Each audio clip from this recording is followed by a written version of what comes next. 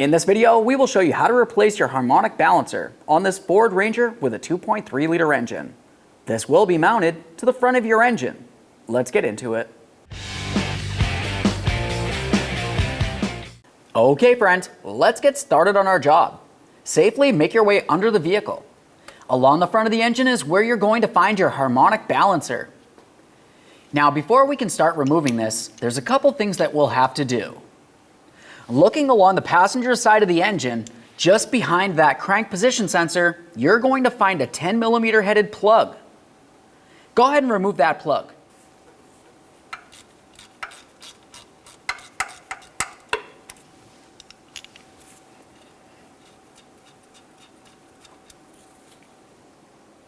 Give that plug a quick inspection and we'll set it aside. Now with that plug out of there, the next thing that you'll want to do is either have a specialty tool or you can get yourself a 10 by 1.5 bolt. Looking down at the far end here, you can tell that I smoothed out the threaded area and I made sure that I beveled it, so this is a nice smooth surface. That's extremely important. At this point, what we'll have to do is carefully have a look inside of this port here. You might have to use a borescope of some sort. But what has to happen is we're going to turn the crank pulley. While we're turning this, we're paying attention inside of that hole. There's going to be an area that comes along and it's a flat surface for the edge of the bolt to press up against. That's going to be holding the crank so it will not spin on us while we continue our process. So these come in all different shapes and sizes, but essentially as long as it has a camera and you can see down at the far end there, we'll just go ahead and slide this in the port, and while we do that, like I said, we'll be turning that crank. What I'll do now is start turning that crank pulley bolt using a 21mm. If you go past the point that you need to be at, you have to continue turning all the way around to get to that specific point. So as of right now, it's actually already lined up, but I'm going to turn this clockwise so you can see exactly what's happening here. You have that shiny area lined up with the hole. I'm going to turn this clockwise. There it goes, right on past.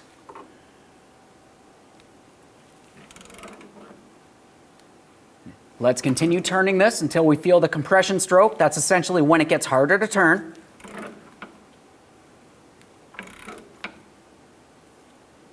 Okay, it's getting a little harder to turn. We're on our compression stroke. It's coming along. Now for this, it's actually just going to be a little bit past top dead center, so you don't necessarily have to worry about top dead center, but we are getting close here.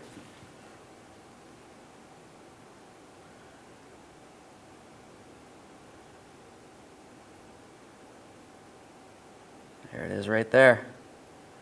Okay, once you have that perfectly centered, you can continue on by removing your borescope, and we'll use that 10 by 1.5 bolt. When we put that in there, we're only going to snug it up. You don't want to over tighten it, and definitely never use an impact tool.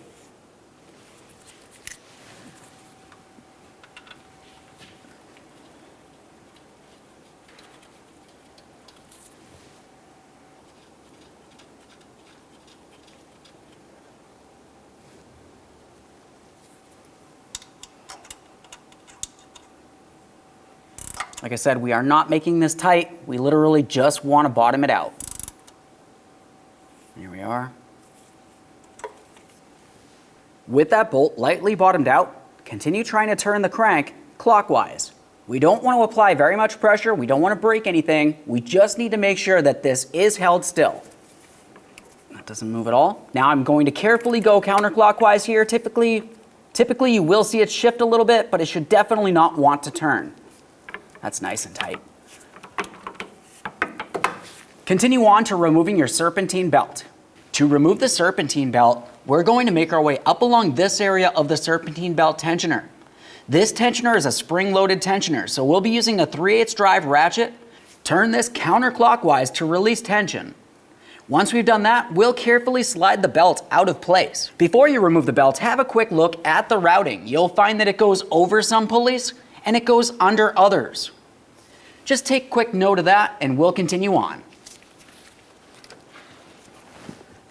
Now as we start pivoting this, you can remove it off of any one of the pulleys. The smooth one up there is the water pump.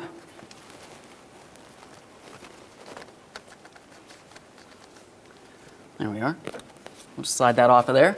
Now, once you have the belt off of the pulleys, it's a good idea to give it a close inspection. Typically, you don't have to fully remove the belt, but you do want to make sure that you inspect it and make sure it's not dry rotted and cracked. Assuming that looks good, we can set the belt aside. Now, before we start removing our bolt up here, we want to pay attention to the orientation of our crankshaft pulley. You'll find on that pulley itself, it has several teeth making its way around. As we make our way towards the center bolt here, you're going to find on one of these 3 legs, it has a small hole. Assuming you're in the top dead center position, that small hole should be facing straight down. So if you had the center bolt here, the hole would be approximately straight under it. And if you were to continue down, you'd have a bolt for the timing chain cover directly below it. Since we have this a little bit past top dead center, let's make a marking so we know exactly where to put our new harmonic balancer. So I'm going to pay attention to my bolt. I can feel my hole right here. I make my way down the harmonic balancer. I'm going to find the ear that's closest to that. Just double check, make sure we're going in a straight line. You can use a ruler, straight edge, whatever you have. At this point, I'm going to make a marking here. We'll do it right on the timing chain cover. We've got the ear that's directly underneath it. A nice clear marking here.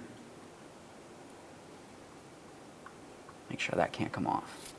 Now we can remove the crankshaft mounting bolt. Use a 21 millimeter. All right. Now that we've got it broken free, we can remove this tool and we'll continue on with a ratchet.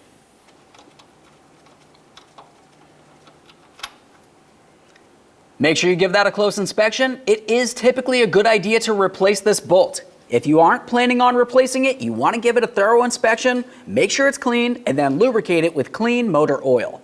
At this point, we'll carefully take hold of the pulley assembly and remove it from the vehicle by pulling it straight forward and away. You could carefully try prying it away from the timing chain cover. Be extremely careful not to cause any damage. There we go, it's going to slide right off of there. There it is, friend. The next thing we'll do is reach up in this area and carefully clean the mounting point. We want to make sure that the crankshaft is smooth and clean of any debris, and also inspect that rubber seal located just behind it on the timing chain cover. Before we install our brand new harmonic balancer, a quick look at the original. We had that small hole that I had talked about. We made our marking. We have it on this small cog gear here, and we also have it on the timing chain cover. Let's have a quick look at the brand new harmonic balancer. We have that hole. Go ahead and follow it straight down to the tooth that's just below it. Let's just make a marking on here just for reference. Now at this point, we can coat this area in here with some clean motor oil and slide this into place, aligning it with its alignment marks, and continue on with that one mounting bolt in the center. Now that we have this marked, let's put this in position and align our alignment points.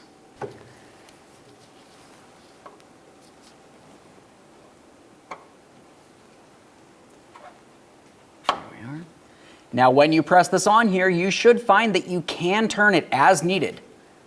Try to get this as close as possible to the original marking point here. Once you have this on here, you can spin it a little bit one direction or the other to align those points. Get it as close as possible, and we'll continue on with that pre-lubed mounting bolt.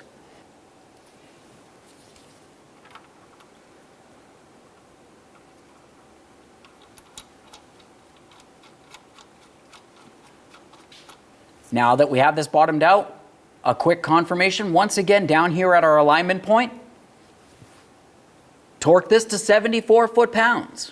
Another quick check of that alignment point, and then continue on by tightening this an additional 90 degrees, which is essentially a quarter turn.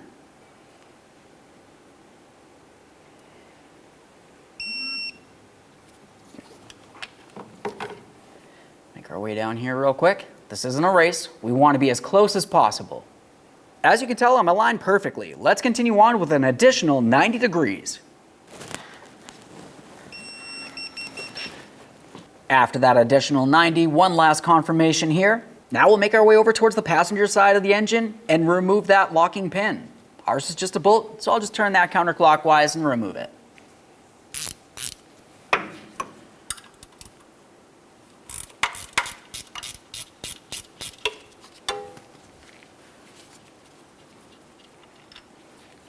There we are. You can set this tool aside.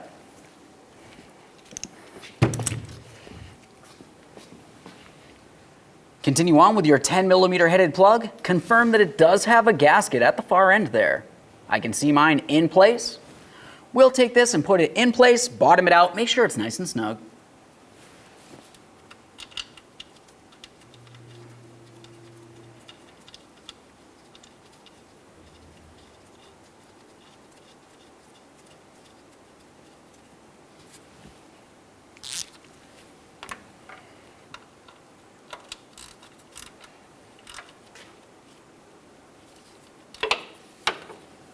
Now, as we start putting this in position, we're going to have to make our way back up to that tensioner with our 3/8 drive ratchet.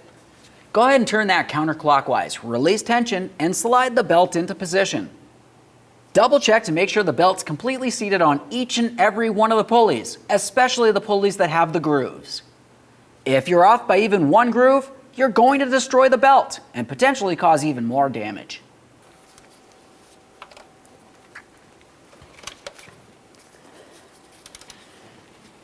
Now, if I was to stop here and leave the belt sitting off right along like this, starting up the engine, the belt's going to come flying right off of there and potentially cause some serious damage.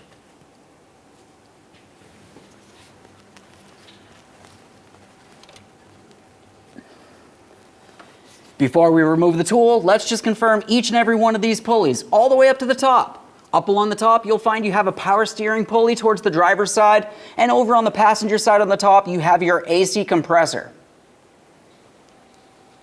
Yep, all this looks good. Go ahead and remove the tool from your serpentine belt tensioner. Now, the next thing that we're going to do is start up the vehicle. Let it run for approximately 10 seconds and turn it right back off. Triple check that serpentine belt.